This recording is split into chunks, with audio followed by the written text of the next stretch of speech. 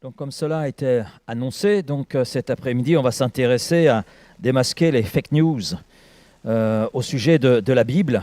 Aujourd'hui, on vit dans un monde hyper connecté. L'information circule à vitesse réelle. Donc, ce qui se passe au bout du monde, on le sait alors que c'est en train de se dérouler. On a les images sous les yeux. C'est ce que nous voyons à travers les réseaux sociaux. Ce qui se passe ailleurs, ce qui se passe au loin, auprès, on le sait dans l'instantané.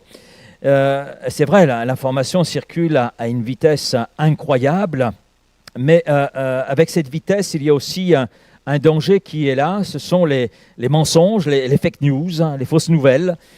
Et la Bible n'échappe pas, j'allais dire, à cette réalité.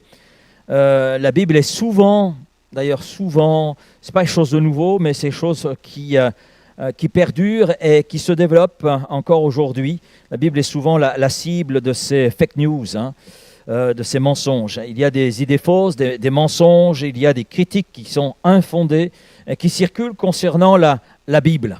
Alors on ne va pas toutes les voir, bien sûr, cet après-midi, mais on va prendre quelques minutes et on va en examiner quelques-unes. On va en examiner quelques-unes de ces fausses idées ou conceptions au sujet de la Bible et puis les confronter à la vérité de la parole de Dieu elle-même. Et nous allons voir que la Bible sait aussi se défendre, elle a des arguments à donner. Donc nous allons apprendre quelque part à discerner le vrai du faux, afin justement d'affermir notre foi, parce que la foi vient de ce que l'on entend vient de la parole de Christ, et puis c'est cette même parole qui nourrit la foi. Non seulement elle suscite la foi, mais elle la nourrit, elle permet le développement de la foi, et puis c'est cette parole que nous voulons faire connaître autour de nous. C'est pas nos idées, peu importe mes idées. Mes idées sont incapables de changer le cœur de qui que ce soit. Par contre, la parole de Dieu est cette lumière, ce guide, ce miroir qui nous permet, oui, de voir où nous en sommes, de voir l'état réel de notre cœur et puis d'entrer dans ce changement que Dieu a voulu et rendu possible à travers le don de Jésus. La première fake news, c'est que la Bible a été inventée par les hommes pour manipuler les masses. Ça, c'est souvent un argument que j'ai entendu.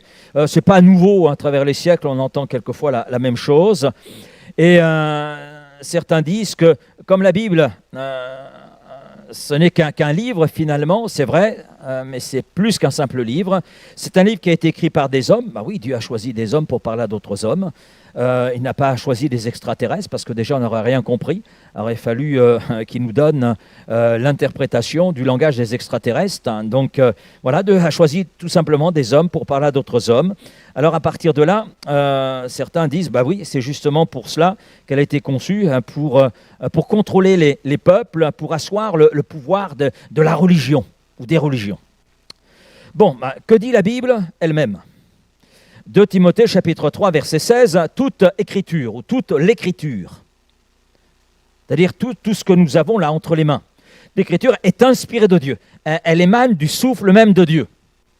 Et elle est utile. Elle est utile pour enseigner, elle est utile pour convaincre, elle est utile pour corriger, elle est utile aussi pour instruire dans la justice. C'est ce que la Bible elle-même nous dit.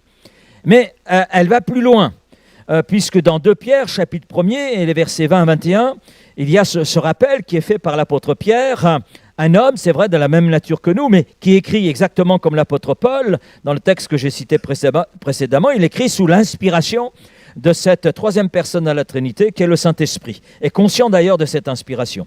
Et l'apôtre Pierre dit « Aucune prophétie de l'Écriture ne peut être l'objet d'interprétation particulière. »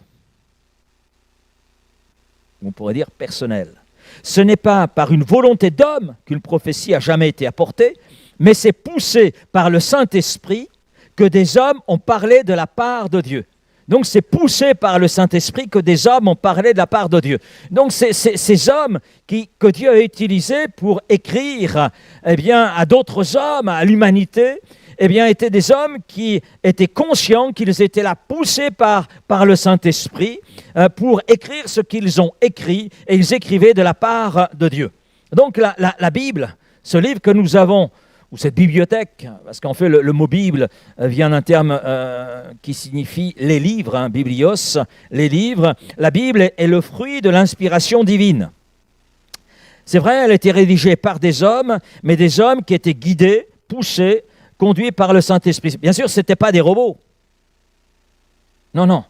Quand il était écrit que des hommes poussés par le Saint-Esprit ont écrit de la part de Dieu, ont parlé de la part de Dieu, ce n'est pas des robots, ils n'étaient pas téléguidés. D'ailleurs, quand on lit les épîtres de Paul, que Paul a écrites, on voit son caractère, on voit son tempérament, on voit l'homme, c'est vrai, tel qu'il était. Lorsqu'on lit les épîtres de Pierre, même chose, de Jean, etc. On voit le caractère, on sent leur transpiration. Hein, bon, c'est une image, vous avez compris. Voilà, donc, il suffit de regarder les faits historiques. La Bible a été écrite entre le premier livre et le dernier livre il y a 1500 ans. 1500 ans à peu près. Hein. Quand on calcule le nombre d'écrivains, ils sont un peu plus de 40. Issus de milieux très variés. On a des rois, on a des bergers, on a des prophètes, on a des pêcheurs, on a un médecin, on a un théologien, Paul. C'est écrit en 3 langues, hébreu, grec, araméen. Quelques portions sont là en araméen. Donc l'Ancien Testament en majorité en hébreu, et puis le Nouveau Testament en majorité donc en grec. Mais quand on regarde tout cela, on voit qu'elle présente, la Bible, une unité parfaite dans son message. L'histoire du salut manifesté, dévoilé à travers la personne de Jésus-Christ. On voit ce fil rouge qui est là tout le long de la Genèse. Quand on prend Genèse 3,15, il est question de l'annonce de Jésus. Il est là, présenté. On sait que dès au moment de la chute, Dieu a déjà pourvu un plan de salut. Et on voit le plan de salut qui se révèle au fur et à mesure jusqu'à arriver au Nouveau Testament. On voit bien la présence de Jésus. On voit Jésus qui devient homme. Dieu qui entre dans notre humanité pour justement accomplir ce plan de salut, le rendre réel, le rendre visible et accessible. Les manipulateurs cherchent le pouvoir, c'est vrai, mais les écrivains bibliques ont souvent été persécutés, ont souvent été emprisonnés. Ils ont même été tués à cause de la fidélité, de leur fidélité à Dieu, parce qu'ils n'ont pas voulu renier Dieu. L'apôtre Paul a été décapité, Pierre a été crucifié la tête en bas, etc. Quand on regarde ce qu'a été la vie de ceux qui ont écrit ce texte qui nous est parvenu jusqu'à ce jour, eh bien, on ne voit pas des gens qui ont cherché à dominer. Bien au contraire, la Bible n'est pas un livre de domination, ça n'a jamais été son objectif. C'est un livre de rédemption qui nous présente un Dieu qui aime l'humanité et qui s'est offert à travers son Fils Jésus-Christ pour sauver cette humanité pécheresse qui était dans l'incapacité de s'en sortir par ses propres moyens. Et ce que Dieu a accompli, il l'a accompli non pas pour dominer, mais il l'a accompli par amour. Car Dieu a tant aimé le monde, a tant aimé cette humanité, eh bien, qu'il n'a pas voulu que cette humanité périsse dans le péché, mais qu'elle puisse accéder à la vie éternelle à travers le don de Jésus-Christ. Donc oui, la Bible a été inventée par des hommes pour manipuler des masses, mais si les écrivains bibliques avaient voulu manipuler, ils ne seraient pas morts comme ils sont morts. Ils étaient conscients qu'ils parlaient de la part de Dieu et qu'ils parlaient de la part d'un Dieu qui les a aimés et qui aimait toute l'humanité. Et ils ont accepté d'aller jusqu'au bout de la mission que Dieu leur avait confiée. Et ils ont été là poussés par le Saint-Esprit à parler, poussés par le Saint-Esprit à écrire ce qu'ils ont écrit. Et je dis merci pour ces hommes qui sont allés jusqu'au bout de la mission que Dieu leur a confiée et qui sont un exemple pour nous. Ils ont découvert un Dieu qui les aimait, ils voulaient que l'humanité découvre ce même Dieu. Et merci Seigneur pour ces hommes qui ont écrit de la part de Dieu pour des hommes. La deuxième fake news, la Bible a été modifiée et on ne peut plus lui faire confiance. C'est-à-dire que la Bible a été changée avec le temps, modifiée avec le temps. entre les traductions que nous avons et les copies, on ne sait plus où se situe la vérité. Ça, c'est la fake news. Hein. Mais quand on entend dire que la Bible a été modifiée, c'est souvent dans le sens où son texte aurait été, au fil de l'histoire, transformé et de façon volontaire, consciente. C'est ce que cache le sens lorsque ceux qui sont là, critiquant la Bible, utilisent le mot modifié. Mais en réalité, les spécialistes de l'histoire du texte biblique, qu'ils soient croyants ou non, avancent plusieurs arguments contre l'idée de cette falsification ou modification délibérée, consciente, volontaire. Oui, bien sûr, il y a un groupe, parmi d'autres, qui ont littéralement, consciemment, délibérément falsifié les Écritures. Ce sont les témoins de Jéhovah. Là, c'est clair. C'est même grossier. Mais ils appellent d'ailleurs leur version la traduction du monde nouveau. Donc, elle est bien en marge. Rares sont ceux, en dehors des témoins de Jéhovah, qui acceptent cette traduction parce que tout le monde est conscient que c'est une falsification volontaire, délibérée, pour faire passer leur croyance, leur théologie. Oui, là, on a de la malhonnêteté. Là, c'est une falsification volontaire, consciente, délibérée. Ça, là-dessus, les spécialistes du texte biblique sont clairs. Mais écoutons ce que dit Jésus. Écoutons d'abord ce que dit Jésus. Matthieu 24, verset 35. « Le ciel et la terre passeront, mais mes paroles ne passeront point. » Dans le psaume 119, au verset 89, « Ta parole, ô Éternel, subsiste éternellement dans les cieux. » Ta parole subsiste éternellement dans les cieux. Donc on s'aperçoit que l'Écriture, ce que nous avons entre nos mains, ce n'est pas une parole temporaire, mais c'est une parole qui est éternelle.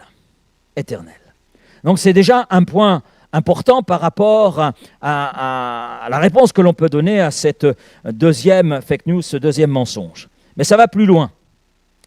Il y a trop de manuscrits en notre possession aujourd'hui pour qu'il y ait une falsification. D'un point de vue historique, les manuscrits de la Bible sont parmi les plus nombreux et les plus fiables de toute l'Antiquité. On dispose par exemple aujourd'hui d'environ 5674 manuscrits grecs du Nouveau Testament ou des portions du Nouveau Testament. Et on a plus de 10 000 manuscrits en latin. On a 9300 copies dans des diverses autres langues anciennes, par exemple syriaque, copte, arménien, éthiopien, slave, gothique, etc. Ce qui fait un total de 25 000 manuscrits anciens. D'accord ? C'est pas moi qui invente ces chiffres. Hein. Vous cherchez sur Mr Google, il va vous donner les réponses. Hein. Voilà. Bon, des fois c'est approximatif, mais là j'ai les sources, hein. Pas simplement Google. Aucun autre texte ancien, notez bien, aucun autre texte ancien ne s'approche d'une telle préservation. C'est unique. Et cette abondance, j'allais dire, scientifiques, croyons ou non, sont d'accord pour dire que cette abondance de manuscrits que nous avons rend impossible une falsification généralisée. Ce n'est pas possible. Il aurait fallu modifier tous les manuscrits dispersés dans le monde antique. Mais ça, c'est impossible. Impossible de corriger toutes les copies, tous les manuscrits répandus dans le monde antique c'est impossible de tout corriger, tout modifier de façon coordonnée. Wow. Même la CIA n'est pas à la hauteur. Et puis, on a aussi les manuscrits de la mer Morte. Vous en avez entendu parler, nous en avons déjà parlé, les manuscrits de la mer Morte, le Qumran, qui ont été découverts en 1947. Ces textes, vieux de plus de 2000 ans, contiennent des parties entières de l'Ancien Testament Et lorsqu'il y a eu cette comparaison avec nos Bibles actuelles, on trouve une correspondance qui est là stupéfiante, qui montre que le texte qui a été transmis a été fidèlement transmis à travers les siècles. Cela montre que Dieu a veillé à la préservation de sa parole. Et de façon, j'allais dire, scrupuleuse. Vous allez voir un schéma. Voilà, je ne sais pas si vous voyez bien. Alors, vous avez le Nouveau Testament en grec en premier, donc 5856 manuscrits. Et puis vous avez la grande barre, 23 986, c'est le Nouveau Testament en toutes les langues copte, etc. Et puis à côté, vous avez par exemple, vous avez des philosophes comme Homère avec l'Iliade. Écoutez, on n'a que 1900 copies. Voilà. Mais personne ne remet en question d'ailleurs ce qui est écrit. Là on ne remet pas en question. Vous avez l'histoire de Rome par Livy. On a 473 copies. Mais là aussi, personne ne remet en question les manuscrits. Quand on regarde le nombre de manuscrits que nous avons concernant le Nouveau Testament, qu'on compare à d'autres écrits que l'on ne critique pas, qu'on ne remet pas en question, on se dit, mais comment est-il possible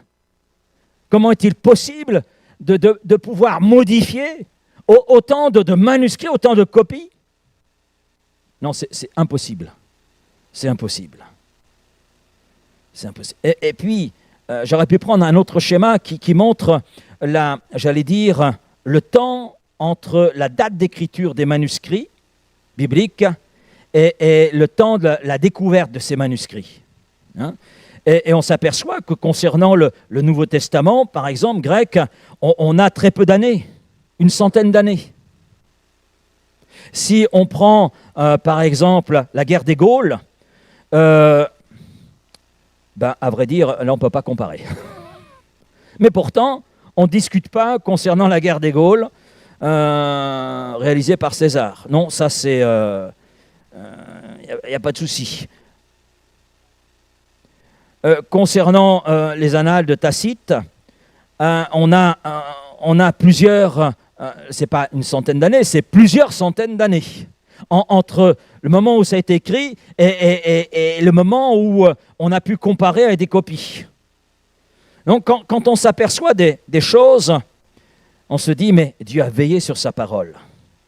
Les dates des manuscrits du Nouveau Testament sont proches des originaux, du moment où les écrivains les ont écrits. Que ce soit Luc, que ce soit Jean, que ce soit Matthieu. Un fragment, par exemple, de l'évangile de Jean date d'environ 25 ans après que Jean l'ait eu écrit. Il n'y a que 25 années. Et quand on compare ce manuscrit qu'on a découvert, ce fragment de manuscrit, qu'on compare avec le texte que nous avons, il y a une correspondance. Il n'y a pas une modification, non, une correspondance.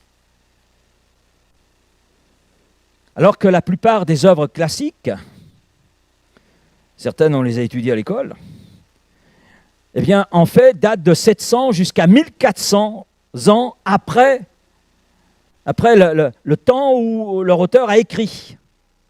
Et là, on ne les discute pas. On ne les discute pas. On ne remet pas en question. On ne dit pas qu'il y a d'éventuelles modifications.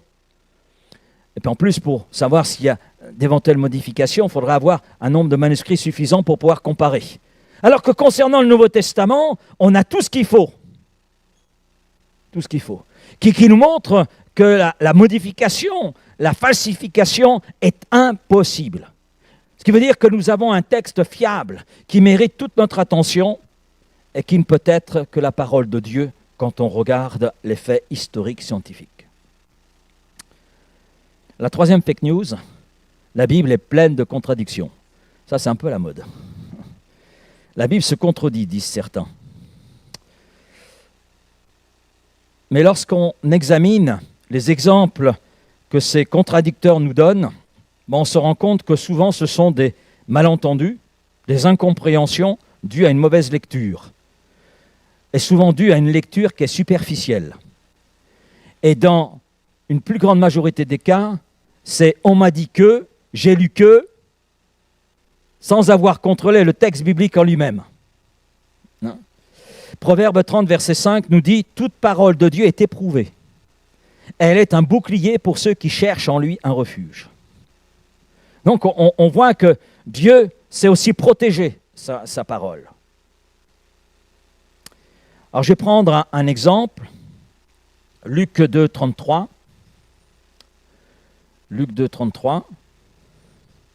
Donc vous avez sous les yeux, son père et sa mère étaient dans l'admiration des choses qu'on disait de lui.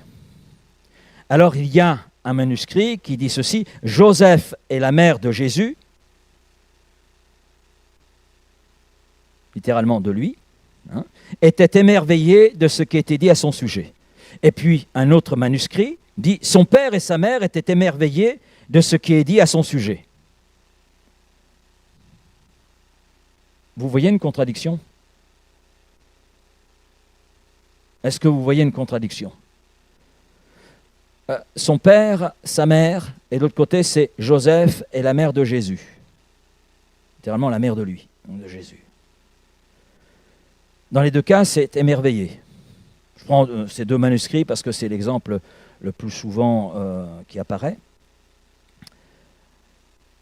Si dans la deuxième version, il est simplement dit son père et sa mère, on sait dans le contexte que son père c'est Joseph et que sa mère c'est Marie. Mais dans le premier texte majoritaire, on dit Joseph et la mère. Voilà. Là, on ajoute Joseph, mais on sait que Joseph c'est le père terrestre de Jésus. Un autre exemple, la résurrection de Jésus. Certains évangiles, si vous regardez, parlent d'un ange au tombeau. D'autres de 2 anges au tombeau. Par exemple, Luc et Jean font état de 2 anges, alors que Matthieu et Marc ne mentionnent que celui qui parle. Que celui qui parle. Donc l'ange qui parle, ça ne veut pas dire qu'il est tout seul. Contradiction? Ben non. Si 2 anges étaient présents, il est logique qu'un auteur ait décidé de se concentrer sur celui qui allait parler.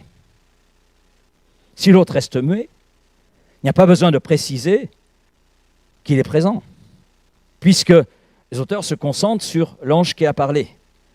Donc finalement, c'est une question de point de vue et non pas de contradiction. Maintenant, il est vrai, et ça, Mr. Google saura vous le dire, qu'il existe 400 000 variantes dans les manuscrits du Nouveau Testament. Ah, vous voyez bien, pasteur, qu'il y a des contradictions. Je n'ai pas dit contradiction, j'ai dit variante. Alors cela peut paraître élevé, c'est vrai, 400 000, c'est impressionnant, mais il faut ramener les choses à leur juste proportion. Si nous considérons qu'il y a 5 800 manuscrits du Nouveau Testament,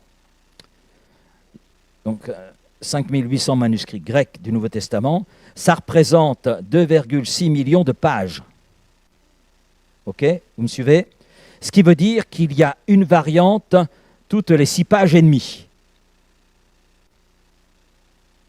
Maintenant, parmi les variantes, 75% sont ce qu'on appelle des fautes d'orthographe ou de frappe.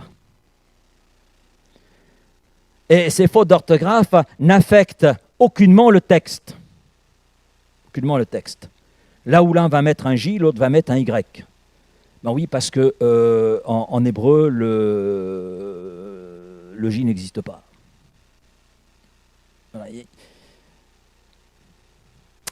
15% de ces variantes sont des transpositions, c'est-à-dire par des synonymes qui ne changent pas la valeur du texte. Ami, fidèle. Un ami, par définition, est fidèle. Et quelqu'un qui est fidèle est un ami. Voilà. 9% sont des variantes, mais en fait sur des manuscrits qui sont tardifs. Et qui peuvent être facilement, j'allais dire, corrigés en comparant avec les manuscrits plus anciens. C'est-à-dire, si je prends la Bible en français courant et que je compare au texte grec, l'un des manuscrits d'un texte grec, c'est sûr qu'il va y avoir quelques petites variantes dans ma traduction du texte, mais ça ne va pas du tout enlever la valeur du sens. Ok, vous me suivez? Et puis il y a 1% des variantes qui concernent des manuscrits anciens et qui changent un petit peu le sens du texte. Maintenant, on s'aperçoit, parce qu'il y a une étude qui a été faite justement sur ces 400 000 variantes, et sur le 1% des variantes qui concernent un petit peu le sens du texte. Voilà. Et on s'aperçoit qu'aucune des variantes n'affecte l'une des doctrines fondamentales, centrales du christianisme. Aucune. Mais parmi ces 1% de variantes qui concernent un manuscrit ancien et qui changent un petit peu le sens du texte, seuls 40 à ce jour n'ont pas pu être résolus. Et pour que vous puissiez imaginer, voir à quoi ressemblent ces variantes qui n'ont pas été résolues, alors je vais vous donner un exemple. Il va apparaître. Voilà, donc un exemple, c'est, il y en a 39 autres, mais je m'arrête sur un, on ne va pas voir les 39 autres. Donc 2 Thessaloniciens, chapitre 1er, verset 12. Vous avez la traduction seconde, traduction traditionnelle, pour que le nom de notre Seigneur Jésus soit glorifié en vous et que vous soyez glorifiés en lui, selon la grâce de notre Dieu et du Seigneur Jésus-Christ. Dans une version plus ancienne que la seconde, la Bible Martin, afin que le nom de notre Seigneur Jésus-Christ soit glorifié en vous et vous en lui, selon la grâce de notre Dieu et du Seigneur Jésus-Christ. C'est un exemple des 40 variantes qui appartiennent à ces 1% dont on n'a pas résolu. Si on prend des manuscrits anciens, donc certains n'ont que Seigneur Jésus, mais d'autres ont Seigneur Jésus-Christ. Voilà à quoi correspond finalement ces quelques variantes sur 1% dont on n'a pas résolu, mais entre nous, Seigneur Jésus, on sait qu'il est le Christ. Non? Est-ce une grande importance par rapport à mon salut? L'essentiel, c'est savoir qui est Jésus-Christ pour moi. Qui est Jésus-Christ pour toi? Est-ce que Jésus-Christ, Jésus le Sauveur, Dieu sauve, Dieu qui a ce plan de salut pour toi, et Christ loin, c'est-à-dire l'envoyé de Dieu, est-ce qu'il est ton Sauveur? C'est ça l'essentiel. Après que ce soit écrit complet, moi ça ne me dérange pas que si vous dites Laurent, ça ne me dérange pas. Vous me dites Laurent Mettel, ça ne me dérange pas non plus. Ça ne va rien changer à ce que je suis. Voilà. On a la même chose dans ces 1%. Et puis il faut savoir que textuellement, nous sommes en mesure de restaurer plus de 99,9% des textes originaux de tous les écrits du Nouveau Testament, par exemple. Ce qui veut dire qu'il n'y a aucune base justifiable pour douter de l'intégrité et de l'exactitude des écrivains du Nouveau Testament. Ce n'est pas possible. En plus, si, et certains l'ont fait, certains historiens ont procédé à ce travail, on a des commentaires de ce qu'on en appelle les pères de l'Église. C'est-à-dire Tertullien, Athanase, ces hommes qui ont marqué l'Église début du siècle. Hein. Ces hommes ont écrit des commentaires. Et bien sûr, dans leurs commentaires, ils citent des versets. Et il y a des personnes qui ont travaillé justement sur les commentaires de ces pères de l'Église, et ils ont réuni, et avec l'informatique c'est assez facile, ils ont réuni tous les textes bibliques des différents pères de l'Église. Et en fait, en dehors de 11 versets, à l'exception de 11 versets, ils ont pu reconstituer l'ensemble du Nouveau Testament.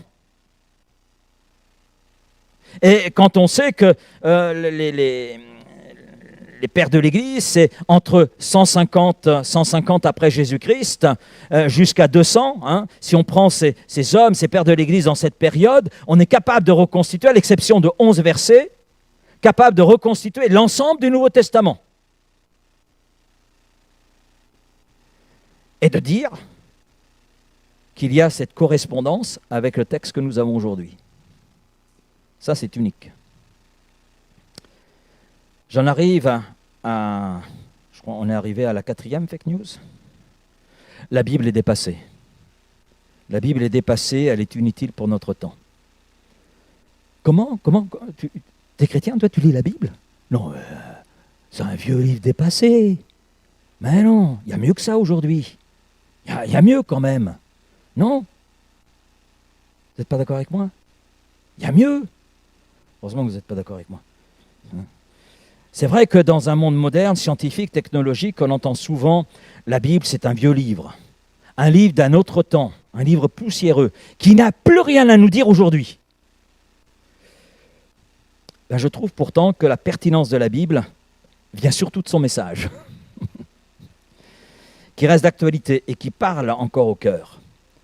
Les valeurs bibliques sont universelles. Les questions de justice. L'injustice, nous la voyons autour de nous. On la voit autour de nous parce que la Bible n'a plus sa place. Le pardon. Maintenant, on est dans un monde où on se venge. L'amour du prochain. Si je peux lui faire une crasse, lui envoyer un poignard dans le dos, je n'hésiterai pas. La dignité humaine. Voilà, ce sont des valeurs qui sont universelles. Et la Bible, en cela, a quelque chose à nous dire, qui est précieux et qui concerne notre époque. Elle apporte espoir et sens, elle répond aux grandes questions. Pourquoi souffrons-nous? Qu'ai-je fait au bon Dieu pour être dans cette situation? Ben justement, invite-le dans ta réalité et peut-être que les choses changeront et surtout ta vision va changer. Parce que c'est souvent quand l'homme se trouve dans les ennuis que là il se pose la question de où est Dieu? Mais dans la mesure où je n'ai jamais invité dans ma vie, jamais invité dans ma réalité, il ne faut pas que je me plaigne si dans ma réalité je souffre. Quelle est la valeur de la vie? Y a-t-il une espérance après la mort? La Bible nous apporte des réponses. C'est des questions qui sont posées aujourd'hui. Il y a une préoccupation par rapport au temps dans lequel nous sommes aujourd'hui, que nous vivons, par rapport à l'après. Quel sera l'avenir? Y a-t-il une éternité? La Bible nous apporte des réponses. Et elles sont suffisamment claires pour que nous comprenions. Et puis il y a son impact historique est indéniable. Ces enseignements ont inspiré des lois, les droits de l'homme, des mouvements de justice sociale, la lutte contre l'esclavage. Celui qui a lutté contre l'esclavage, c'est Abraham Lincoln. C'est un fidèle lecture de la Bible. D'ailleurs, un jour, quelqu'un se présente pour rencontrer Abraham Lincoln. Il est arrivé de bonne heure. Et puis, il est reçu, bien sûr, par des personnes. Et ce monsieur dit, j'ai rendez-vous avec monsieur le président. Attendez, parce qu'il est en conversation privée. Ah, donc le monsieur attend. Et puis, ensuite, il a invité à rentrer dans le bureau d'Abraham Lincoln. Et puis il est quand même intrigué parce qu'il a vu personne sortir du bureau. Alors il ose poser la question, Monsieur le Président, vous étiez en conversation privée, personne n'est sorti de votre bureau. Est-ce qu'il y a une porte? Et le président dit, non, j'étais en conversation avec mon Seigneur et Sauveur. Et chaque matin, il prenait ce temps devant Dieu. Il lisait la Bible et il priait, afin que Dieu l'aide par rapport à la position qui était la sienne de président de cet État qui était les USA, les États-Unis. Et cet homme a lutté contre l'esclavage. Ça lui a d'ailleurs coûté la vie. Mais il a accepté cela. Et puis l'aide aux pauvres. L'aide aux pauvres. La Croix-Rouge. C'est un chrétien à la base. C'est un chrétien. Nombre d'orphelinats d'écoles. L'hôpital européen à Marseille, ce sont des chrétiens à la base. Donc on voit son impact historique. Puis le message biblique est intemporel. Malgré son ancienneté, ses principes restent applicables aux relations, à la société et à la spiritualité d'aujourd'hui. On peut dire, même si elle est très ancienne, son message continue de parler au cœur humain et de transformer des vies. Amen. Et l'auteur de l'Épître aux Hébreux, on ne connaît pas le nom, mais peu importe. L'essentiel, c'est ce qu'il a écrit, poussé par le Saint-Esprit et qui est parvenu jusqu'à nous, car la parole de Dieu est vivante. Elle est vivante. Ce n'est pas une lettre morte. C'est une parole vivante, une parole agissante, une parole efficace. Elle est vivante et efficace, dit-il. Plus tranchante qu'une épée à deux tranchants, parce qu'elle est capable de pénétrer les profondeurs de notre être. Elle est capable de nous montrer une réalité peut-être que l'on veut cacher. Elle est capable de nous mettre devant l'évidence d'un déni devant lequel nous sommes. Et puis, Ésaïe 40, verset 8, déclare « L'herbe sèche, la fleur tombe, mais la parole de notre Dieu subsiste éternellement. » Jamais un livre n'a été autant combattu que la Bible. Mais plus on la combat, plus elle circule. Amen. Amen. Et combien parmi nous cet après-midi peuvent témoigner que la lecture biblique est venue les toucher, est venue les consoler, est venue les relever, est venue leur apporter une réponse à une situation présente. Je crois que beaucoup d'entre nous, on peut lever la main cet après-midi. Et je suis prêt à lever la main avec vous. Elle est toujours actuelle parce que l'homme n'a pas changé en profondeur. L'homme demeure le même. Le costume change, l'extérieur change, mais la réalité du cœur humain ne change pas. Et il cherche toujours la vérité, l'amour, la paix, un sens à sa vie. Il cherche tout cela en dehors de Dieu alors que Dieu s'est révélé à travers Jésus-Christ. Mais Dieu continue de se révéler à travers sa parole. Et il nous montre où se situe la paix du cœur, la paix de l'âme. Il nous montre où se situe un sens à notre vie. Et puis il est celui qui est capable de remplir ce réservoir d'amour qu'est notre cœur. Beaucoup critiquent la Bible sans l'avoir lue en entier. Ça, j'ai remarqué cela. C'est peut-être malhonnête. Parce qu'on ne peut pas juger d'un livre qu'on ne connaît pas. C'est pas possible. Si on veut être honnête intellectuellement et spirituellement, il faut d'abord lire la Bible avant de la juger. Et il y a un homme qui a fait cela, parce qu'il n'était pas d'accord avec le positionnement de foi de sa femme. Alors il s'est mis à lire la Bible, puisqu'elle disait que la Bible était ce qui avait suscité en elle la foi et qui nourrissait sa foi. Eh bien, il lui a dit, je vais te trouver toutes les contradictions et détruire ta foi. C'est ce qu'il a fait, voilà, consciencieusement. Et puis il a découvert que la foi de sa femme était la meilleure direction qui soit, ce qui fait qu'il a donné son cœur à Christ. Oui. Alors comment réagir face aux fake news au sujet de la Bible? Face à ces fake news, j'en ai cité que 4, mais il y en a bien d'autres. Je crois que la meilleure attitude, c'est celle qu'ont adopté les disciples, qu'on appelle les disciples de Bérée. Dans Actes 17, verset 11, ils examinaient chaque jour les Écritures pour voir si ce qu'on leur disait était exact. Donc ils vérifiaient, ils contrôlaient, ils ruminaient cette parole. Et puis dans 1 Pierre 3,15, il est dit, soyez toujours prêts à vous défendre avec douceur et respect devant quiconque vous demande raison de l'espérance qui est en vous. Ce qui veut dire que nous sommes invités à lire la Bible régulièrement,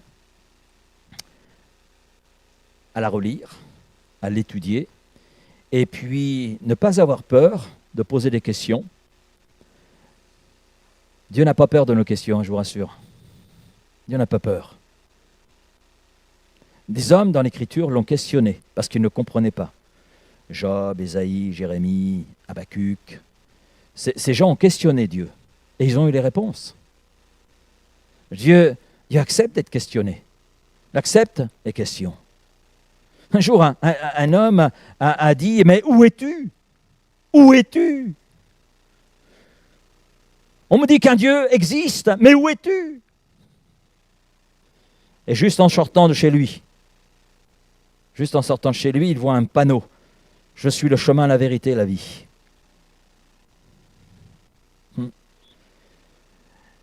Et sa question était importante parce qu'il pensait au suicide à ce moment-là. Il ne trouvait pas de sens à sa vie. Et puis, je le revois, cet homme est venu à une réunion comme celle-ci, un jeudi soir. Et puis là, sa vie a littéralement changé. À l'écoute de l'enseignement qui a été apporté, comme cet après-midi, eh bien là, il a ouvert son cœur voilà ce que je veux. Voilà ma recherche. C'est ça. J'ai besoin de ce Dieu-là. Et sa vie a changé, a été transformée. Amen. La Bible n'est pas un livre comme les autres. La Bible, c'est la parole de Dieu. Elle est vivante, elle est précieuse, elle est puissante, incomparable, elle est fiable. Elle est fiable et elle est viable. Elle nous conduit au salut en Jésus-Christ. Amen. Alors prions ensemble et que Dieu renouvelle dans nos cœurs son amour pour sa parole, que nous apprenions à l'aimer, nous apprenions à la lire, nous apprenions à la partager et à ne pas avoir peur des contradictions parce que Dieu est grand. Amen. Et il sait répondre, même des fois avec humour, aux contradictions que les hommes lui balancent au visage. Père, merci, parce que tu es grand, parce que tu es puissant, et par ta parole, tu sais encore agir aujourd'hui. Alors merci, Seigneur, et que nos cœurs puissent entrer, j'allais dire, dans une lecture encore plus poussée de ta parole, plus profonde. Que nous n'ayons pas peur non plus de te questionner à travers notre lecture. Parce que ta parole nous dit que le Saint-Esprit est là pour nous conduire dans toute la vérité. Pas dans une vérité, mais dans toute la vérité. C'est-à-dire dans la connaissance de qui tu es et dans une connaissance vraie de ce qui est écrit. Parce que c'est vrai, nous avons nos limites de compréhension. Mais Seigneur, tu viens en secours de nos limites et tu nous permets d'entrer dans la compréhension de cette révélation essentielle pour nos vies. Nous conduit à découvrir le salut et à approfondir aussi cette connaissance du salut. Et à pouvoir ainsi mieux te connaître et mieux t'aimer et mieux partager cet amour dont nous sommes les bénéficiaires. Père, conduis-nous donc dans la lecture de la Bible. Et je te prie peut-être pour celui ou celle qui a des idées sur ta parole mais qui ne la lit pas. Ben, je te prie qu'il puisse aller plus loin que ces simples idées qu'il peut avoir de « on m'a dit que »,« j'ai entendu que »,« j'ai lu que ». Ben, Seigneur, que cette âme puisse aller plus loin et elle-même plonger ce regard et son cœur dans ce qui est écrit dans ta parole et avoir sa propre idée. Oui, Seigneur, et non pas une idée traduite par d'autres ou l'idée des autres. Père, merci de tout ce que tu veux faire encore dans nos cœurs, dans nos vies, parce que nous savons que à travers la lecture de ta parole, tu poursuis ton œuvre en nous, voulant nous conduire toujours plus loin. Alors merci. Merci Père pour ta parole. Merci pour les soins que tu apportes et que tu as apportés dans la préservation de ta parole. Et tu continues d'apporter. Et merci parce qu'elle est diffusée. Malgré toutes les critiques, malgré toutes les fake news, elle circule. Elle change encore des vies. Elle change encore des communautés. Et Seigneur, on te remercie pour cela. Elle demeure encore source d'inspiration. Elle demeure encore source de salut. Elle demeure encore, et pour l'éternité, ta parole. Amen, Père. Amen. Amen.